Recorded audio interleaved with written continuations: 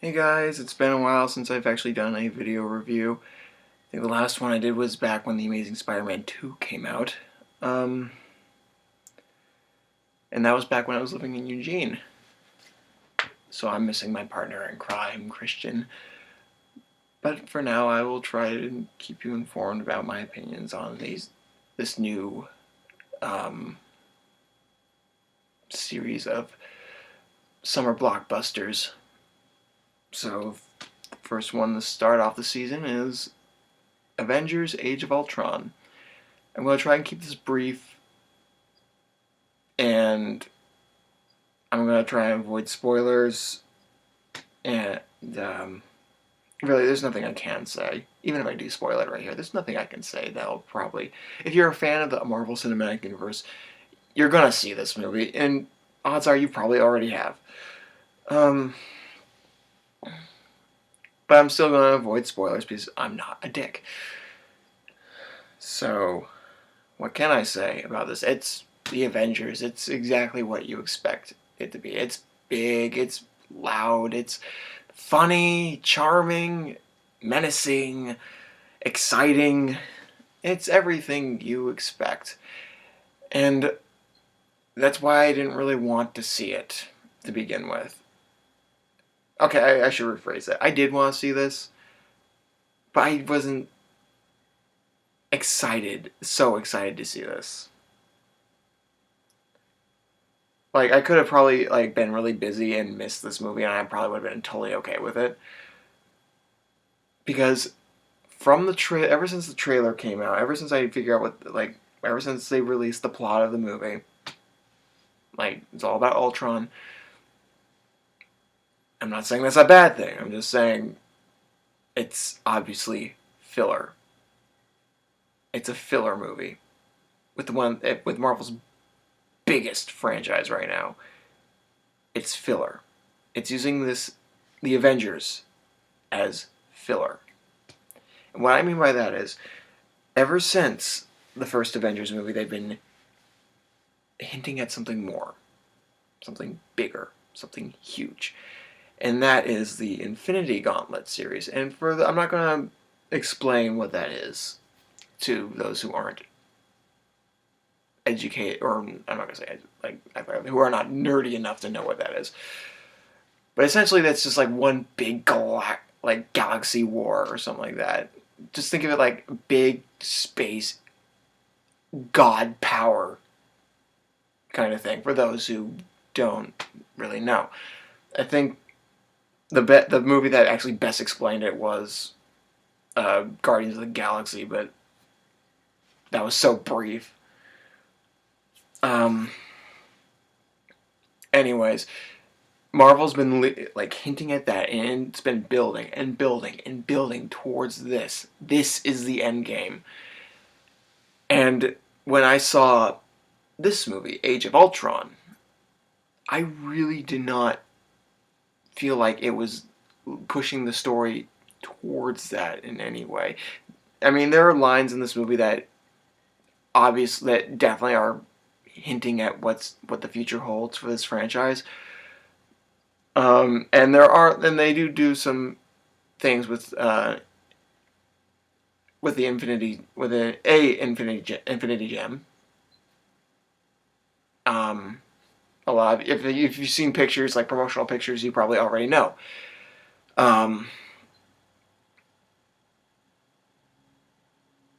So it kind of does, but it doesn't do it enough to me. It doesn't really push the story enough towards the Infinity Gauntlet series for me to really feel like this is a necessary sequel. As for a movie that stands on its own, it's fine. It's great. It's big. It's everything you want in a summer blockbuster.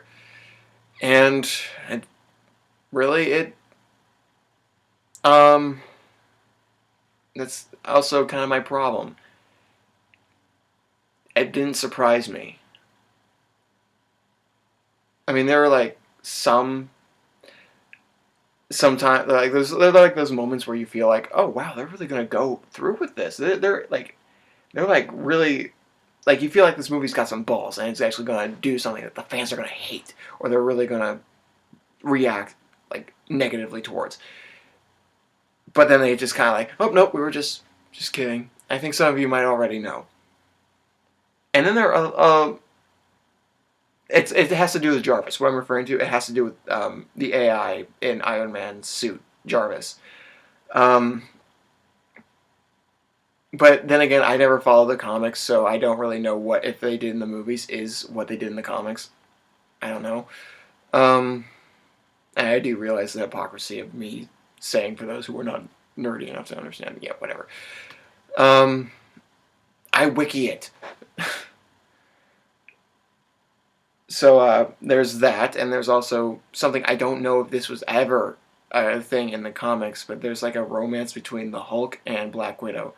Personally, I didn't hate this. I kind of liked this. I liked the Beauty and the Beast kind of mentality Joss Whedon had, and I liked, I thought Mark Ruffalo and Scarlett Johansson had real chemistry on camera. It felt really believable, and a lot of you are like, and there are a lot of times, like in other Marvel movies, where you felt like maybe she should have been with this. You know what? She doesn't have to be with anyone, to be perfectly honest. Anyways, I digress. I thought it was cute, and it does kind of lead to a kind of aww moment at the near the end. There are also familiar faces in this movie that there's like some good things about this movie. They bring back old characters from previous movies. They bring back War Machine, not Iron Patriot. War Machine is back. Don Cheadle is back, and he's in this, and he gets to kick some ass, which is awesome. And I'm so happy to see that because he was barely did anything in Iron Man 2, and I know he did absolutely nothing in Iron Man 3. So, which I despise Iron Man 3. I liked Iron Man 2. Sue me. Yeah, so characters like that. Even Falcon makes an appearance. He doesn't do so much, but they kind of hint at something in the future that they're going to do, and it's like, and it's cool. I like it. It's like at the end, and it's like the final line, and it actually got me excited. So that's a good thing they did. They had a really good ending. I like the ending. The villain's good too. Ultron, you got James Spader as Ultron, and you can't go wrong with that. He is loving this role. Now, there's also a problem with how they handle this role. For a movie that's called Age of Ultron, it's got a serious lack of Ultron. He's not on the screen all that much, if you notice. A lot of the time, it's, now this problem also kind of leads to some good things. This is kind of like what they, it's something good they did with the pacing. Like, they focus on certain things, but it does take away in the end. It does take away from something else, which is noticeable. And I'll explain that in a minute. What's taken away is screen time for the villain, which is actually kind of really missed. Now, don't get me wrong. The times when he is on screen, he is menacing. He is a threat, and you can't take your eyes off him. You love watching this dude, and he does kick a lot of ass. However, it's not enough, and it does take away from kind of like it for like the casual viewer of movies. They won't really understand what his motivation is. And he's a confused character. That's kind of the idea. He's supposed to be like a child he doesn't understand. But there are other hints at some other, like, he actually does have an idea, and we never really figure out what it is. Or, like, if you do, you have to really read between the lines. You have to focus. And this is partly because my theater-going experience here was not that good. I'm not going to go into it because I'm already talking longer than I thought I should. Anyways, what's taken away is necessary villain time. But what's in its place is something which is actually my favorite thing about this movie is the quiet moments. Believe it or not, this movie has some like of the best like quiet moments in any Marvel movie I've seen. Like, and what I mean by a quiet moment to me is a moment where you get to breathe. That the audience just gets to sit back and just soak in the atmosphere, soak in the world of the movie, and just watch these characters be these characters. Watch them bounce off of each other. And the chemistry between the cast is still gold. It is cinematic gold, and they are like great talking to each other. Like, they have great lines. I mean, of course, Tony and Captain America, Iron Man and Captain America, they bonk heads occasionally, and they always snipe at each other, and it's actually really fun. It's fun dialogue, and we even get to learn a lot more about Hawkeye, which is a character I didn't really care about in the first Avengers movie, and I don't even know why I did that. I didn't care about him all that much in the first Avengers movie, but to be fair, we didn't really get to learn much about him in the first Avengers movie. He was, for a majority of it, he was under Loki's mind control. And in this one, we learn a lot about him, actually, and it's done so well.